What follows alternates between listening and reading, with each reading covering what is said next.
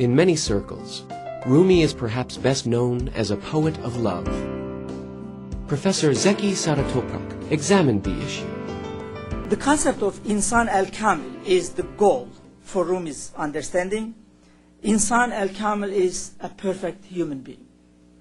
To be a perfect human being. Actually, Rumi's teacher, Burhanuddin Tirmizi, says, he asks Rumi to be in such a position, to be a perfect human being. Maybe in modern day English, when you say perfect human being, may not be appropriate because we say only God is perfect. But maybe we can say perfected human being, to acquire certain qualities.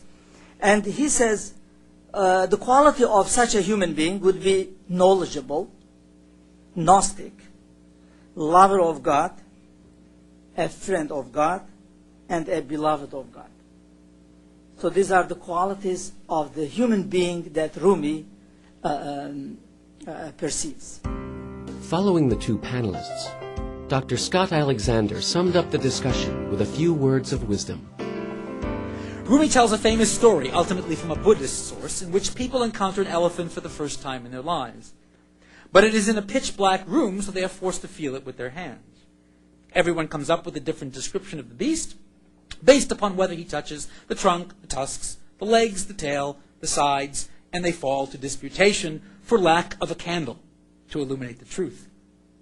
As Nazargah goftishon shod mukhtalaf, it was because of their vantage points that they disagreed. All of us approach Rumi's elephant from a particular limited vantage point. How might Rumi teach us to resolve these limitations? As we progress on our quest step by step toward the tryst with God, some are above us, some below us, but we cannot know where others are, and we must be humble. We need a guide.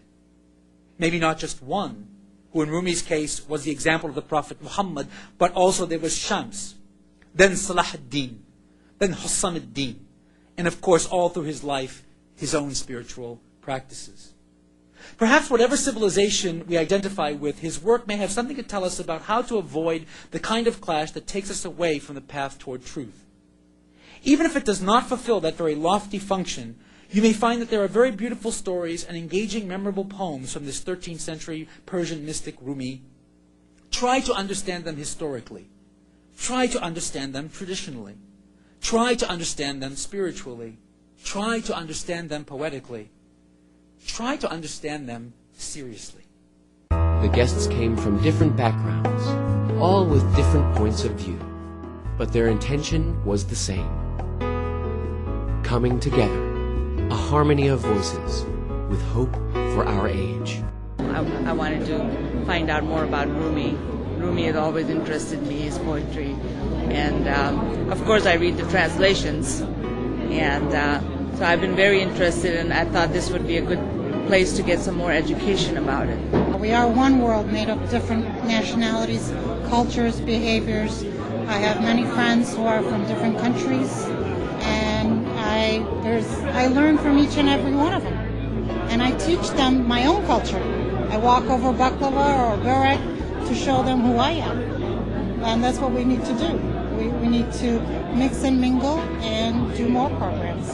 Having a lot of movie stars reading Rumi's poetry, it's a different experience than hearing scholars talk about him. So I have to assimilate everything that I heard tonight and try to understand it more and go back and maybe look at a poem and read it in a different way. Unfortunately, with the state of religious education in Chicago right now, there's not enough work on education with Rumi and what he did, his writings and his beliefs, so I found it to be very informative. One of the professors point out the point of love and compared to Nursi, how Rumi think of love and how Nursi applied it for the contemporary. This is very important. How can you transfer the teaching to the practice? I think this kind of relationship, dialogue, person to person, learning each other's names, listening to each other's stories, getting to know people, I think this is extremely important. And Niagara has been very good at that. So So I hope that they continue. It's more important now than ever that the religious traditions find at their core that which unites us and brings us together. That if we go deep enough into our traditions, we touch that which is universal. I believe that that's what I perceive in Rumi and in Rumi's poetry and in his teaching as well. That there is a spiritual universe that we all inhabit, a spiritual mansion that we share. And so the degree that we can learn from each other more about our common home, the better it is. I think the Rumis are a remarkably tolerant voice. There's no my way is the highway. I mean, my way or the highway in Rumi's writings. He's very inclusive. He's very nice. He's funny, and humor gets at everybody. So I think that he's important, really, for anything that could be used to defuse possible conflict between faiths. I wasn't really familiar with Rumi, so it was very educational for myself. So I really enjoyed every aspect of it. So I'm probably going to continue to learn more. The role that Niagara Foundation is playing is something that is almost unique, that you do not come across very often nowadays. So just knowing that it promotes interfaith dialogue, it will help not only promote the culture of the country that Niagara represents, but it will also help promote the whole Islamic world in a better light, and certainly promote some of the common values and virtues of the humanity. The title of this evening's event was Rumi, A Voice for Our Times. And one of the things I really derive from this event is a real sense that Rumi does speak to us and our concerns, but situated in his own context.